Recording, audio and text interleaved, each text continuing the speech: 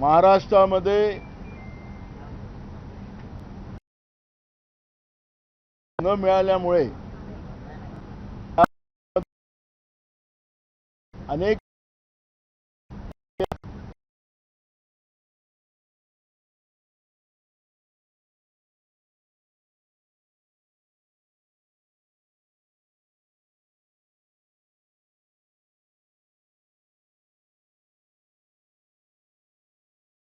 त्याला वंचित करण्याचं सरकार करते मांडलेली आहे।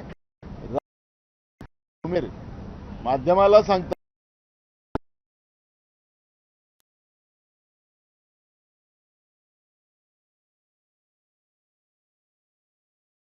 तर तुमच्या माध्यमातून लोकांच्या लाईनी त्या गॅसच्या दुकानासमोर दिसतात आहेत, तर मग गॅसचं शॉर्टेज नसेल महाराष्ट्रात तर मग लोक लाईन का लावून बसलेले आहेत घरगुती गॅससाठी? तर हे खोटं बोलण्याचं काम मुख्यमंत्र्यांनी सोडलं पाहिजे। मी मुद्दाहून आठवण करून देतो या निमित्तानं की ज्यावेळेस कोरोना आपल्या देशात यायला निघाला होता त्यावेळेस आमचे नेते राहुल गांधीजी आणि सोनिया गांधीजींनी देशाच्या प्रधानमंत्र्याला पत्र लिहिलं होतं की कोरोना हा विनाशक आहे, अनेक लोकांचा जीव घेऊ शकतो आणि म्हणून देशाचे बॉर्डर जे आहेत त्या सील केल्या पाहिजेत। पण त्याच वेळेस नरेंद्र मोदी आणि भाजपवाले हे सोनिया गांधीजी आणि राहुल गांधीजींना टीका करत होते। कोट्यावधी लोकांचा जीव कोरोनाच्या काळात गेला, तर त्याची जबाबदारी का नरेंद्र मोदी घेणार? त्याची जबाबदारी हे बीजेपी घेणार? जे वस्तुस्थिती आहे ते मांडत असताना राज्याचे मुख्यमंत्री सांगतात की काँग्रेस या पद्धतीचं लोकांमध्ये पॅनिक करताय। व आम्ही पॅनिक करत नाही आहे, जी वस्तुस्थिती आहे ते तुमच्या समोर दिसते आहे, माध्यमं दाखवतात आहे। मग माध्यम दाखवतात आहेत ते चुकीचं आहे, ते काय नकली लोक आहेत लाईनमध्ये लागलेले? आणि म्हणून राज्यावर आलेले हे संकट आहे।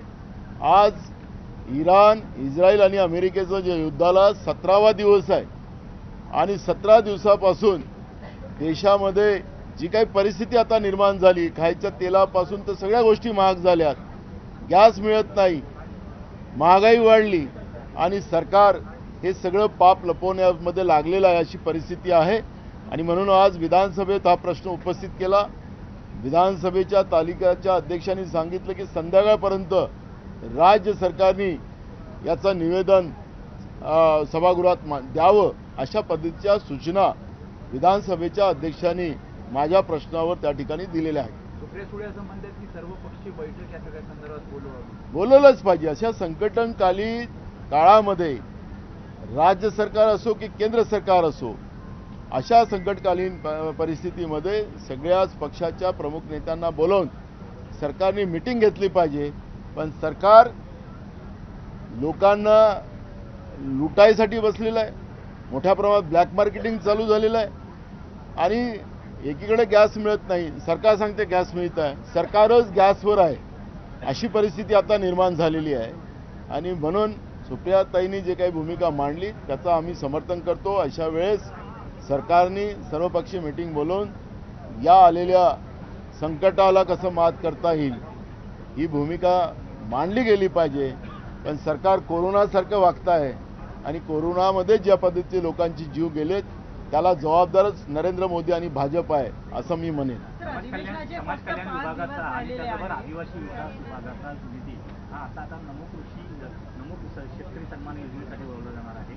अगोदरच लाडकी बहीण योजनेसाठी देखील हे घेतले गेले, आता परत नमो सन्मान योजनेसाठी निधी घेतला जाणार। बघा, या राज्य सरकारमध्ये जे घटनात्मक अधिकार आणि ज्या आदिवासी जनतेसाठी दिलेले आहेत आणि शेड्यूल कास्ट लोकांसाठी दिलेले आहेत, त्याच्यासाठी सरकार कोणाचे असो त्याने निधी उपलब्ध करून त्यांच्या व्यक्तिगत जीवनाला आर्थिक मजबूत करण्यासाठी, शैक्षणिक मजबूत करण्यासाठी, सामाजिक मजबूत करण्यासाठी तो निधी त्यांच्यावरच खर्च केला पाहिजे।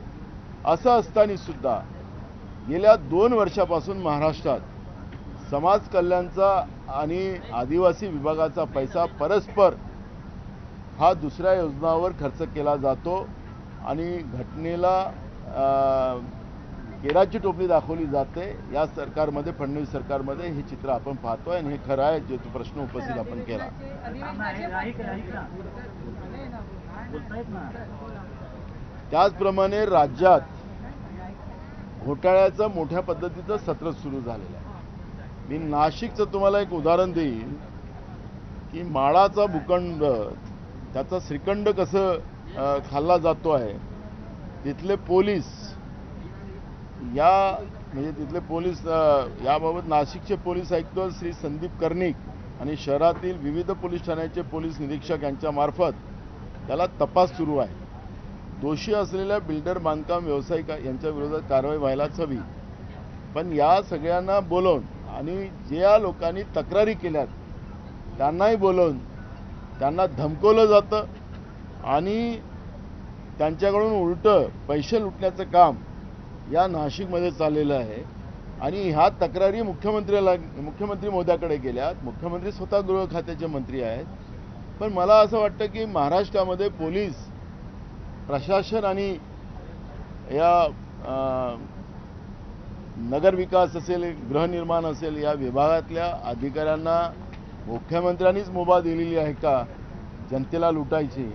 या पद्धतीची परिस्थिती आता सगळीकडे निर्माण झालेली आहे. आणि म्हणून एक नाशिकचं उदाहरण आपल्याला मी या ठिकाणी देतो की तपासकामी नाशिक पोलिसांचं लक्ष्मी दर्शन अशा पद्धतीचं त्या ठिकाणी लोकल पेपरलाही बातम्या यायला लागलेल्या आहेत. अधिवेशनाचे फक्त 5 दिवस राहिलेले आहे आणि ज्या पद्धतीने आता सिलेंडरचा जो प्रकार सुरू आहे, तर या 5 दिवसामध्ये ही तोडगे सुटतील.